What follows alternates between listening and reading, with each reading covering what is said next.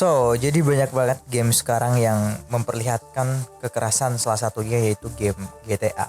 Dan sebagian dari kalian pasti tahu game yang satu ini. Bahkan game ini sangat populer di Indonesia. GTA 4, GTA 5 contohnya. Game ini open world, apalagi dalam game itu kalian bisa melakukan hal-hal yang mungkin nggak bisa kalian lakukan di dunia nyata.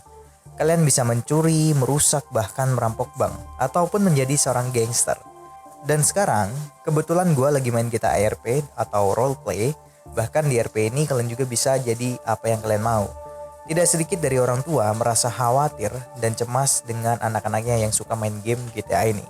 Dan kali ini kita akan membahas kasus-kasus pembunuh yang terinspirasi dari game-game tersebut.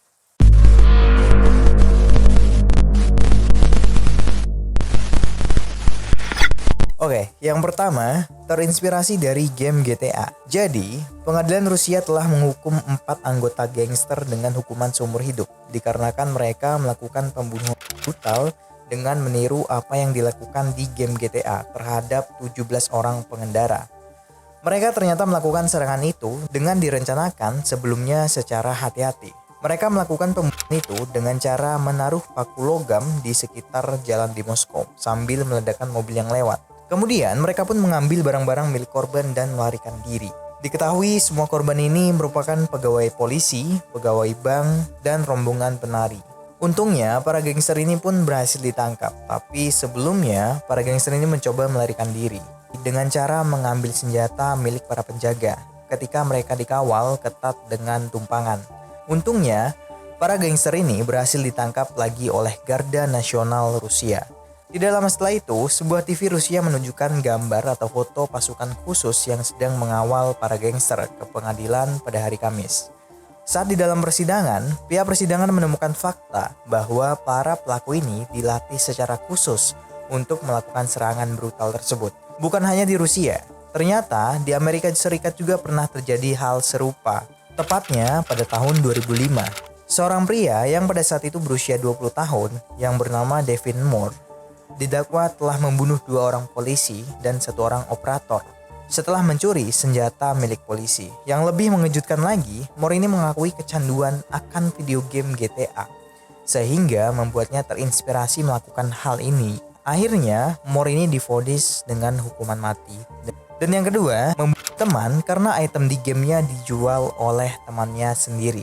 Pria ini bernama Qiu Chengwei dan Zhu Chaoyuan adalah seorang gamer yang gemar memainkan game Legend of Mir 3. Mereka berdua ini adalah teman akrab, dan game Legend of Mir 3 ini adalah sebuah game MMORPG yang dikembangkan oleh WeMade Entertainment. Game ini mempunyai sequel di The Legend of Mir 2 yang sukses besar pada masanya. Singkat cerita, game tersebut pun bisa merusak pertemanan mereka. Awalnya, permasalahan ini dimulai ketika Cheng Wei berhasil mendapatkan senjata Dragon Saber di game Legend of Mir 3. Kemudian, Cheng Wei ini pun meminjamkan senjata itu ke temannya, yaitu Chao Yuan. Nah, harusnya yang namanya barang minjem ya minjem gitu ya, apalagi item yang dipinjamkan itu benda langka dan terkenal.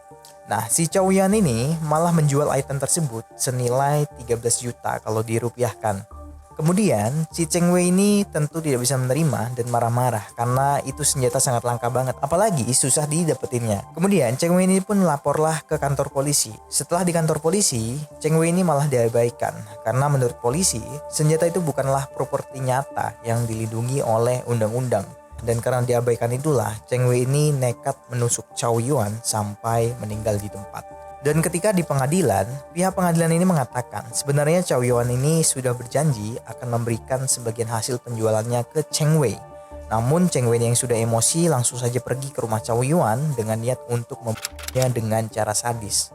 Cheng Wei yang gelap mata langsung saja menikam dada kiri Chao Yuan dengan kekuatan penuh hingga meninggal dunia dan bersimbah cairan merah. Setelah melakukan pembunuhan, Cheng Wei langsung menyerahkan diri ke polisi dan mengaku telah menghilangkan nyawa temannya sendiri. Dan pada tahun 2005, Cheng Wei dijatuhi hukuman mati dengan penangguhan hukuman 2 tahun.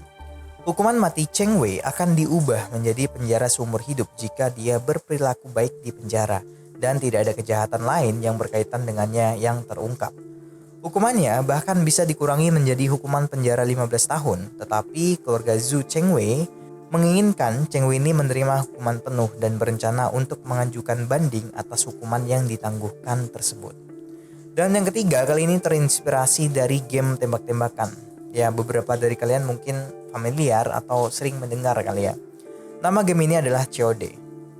Jadi, pada game 4 Desember 2012, terjadi penembakan di sekolah dasar Sandy Hook di Newton, Amerika Serikat. Dalam tragedi itu, menewaskan 20 siswa, kelas 1 dan 6 karyawan sekolah. Sebelum melakukan penyerangan di sekolah, ternyata pelaku ini sudah membunuh ibunya sendiri.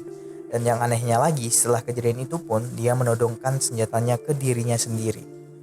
Penembakan di Sandy Hook pada saat itu merupakan penembakan massal yang paling mematikan kedua di Amerika Serikat. Nah, pria ini bernama Adam Lanza. Dia berusia 20 tahun dan menembak melalui jendela kaca di samping pintu masuk depan Sandy Hook yang terkunci untuk mendapatkan akses ke sekolah. Mendengar suara itu, kepala sekolah dan psikolog sekolah pergi untuk melakukan pengecekan. Tapi ketika mereka mau ngecek, mereka malah ditembak dan dibunuh oleh Lanza. Saat itu, dia dipersenjatai dengan senapan otomatis atau SNP, 2 pistol semi otomatis dan beberapa butir amunisi. Lanza juga menembak serta melukai 2 orang staf Sandy Hook lainnya. Setelah menembak staf, kemudian dia memasuki 2 ruang kelas untuk siswa kelas 1. Kemudian Lanza ini menembak mati 2 guru dan 15 siswa di satu ruangan, serta 2 guru dan 5 siswa di ruangan lain. Anak-anak yang dibunuh Lanza merupakan 12 orang perempuan dan 8 laki-laki berusia 6 dan 7 tahun. Sebanyak 12 siswa kelas 1 dari 2 ruangan kelas selamat.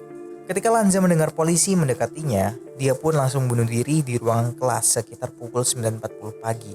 Polisi segera mengetahui bahwa pagi itu sebelum tiba di Sandy Hook, Lanza telah menembak dan membunuh ibunya yang berusia 52 tahun di rumah mereka. Menurut keterangan penyidik, pemuda berusia 20 tahun itu didiagnosis mengalami sindrom Asperger, yaitu sindrom yang tidak suka disentuh dan tidak suka diatur saat tumbuh dewasa. Namun sayangnya, para peneliti belum dapat menentukan motif penembakan tersebut. Menurut beberapa sumber, di kamar Lanza itu ditemukan sejumlah bahan yang berkaitan dengan penembakan Columbine serta video game berjudul Penembakan di Sekolah, di mana pemain mengontrol karakter memasuki sekolah dan menembak para murid. Ada juga film komersil yang menggambarkan penembakan massal. Laporan itu juga menyebutkan bahwa jendela kamar tidur Lanza ini ditempeli dengan plastik sampah berwarna hitam, yang kemungkinan digunakan untuk menutupi kondisi di luar rumah. Para penyidik juga menemukan sejumlah senjata api, pisau dan pedang tombak dan beberapa sajam lainnya. Semua senpi yang digunakan Adam ini atau Lanza dalam insiden tersebut secara hukum dibeli oleh ibunya. Nah, jadi pesan buat kalian para gamer ini, main game itu boleh lah, tapi jangan sampai kalian lupa sama waktu, apalagi sama dunia nyata kalian. Gak semua di dunia ini tentang game. Sekian dari gua, terima kasih sudah menonton video ini.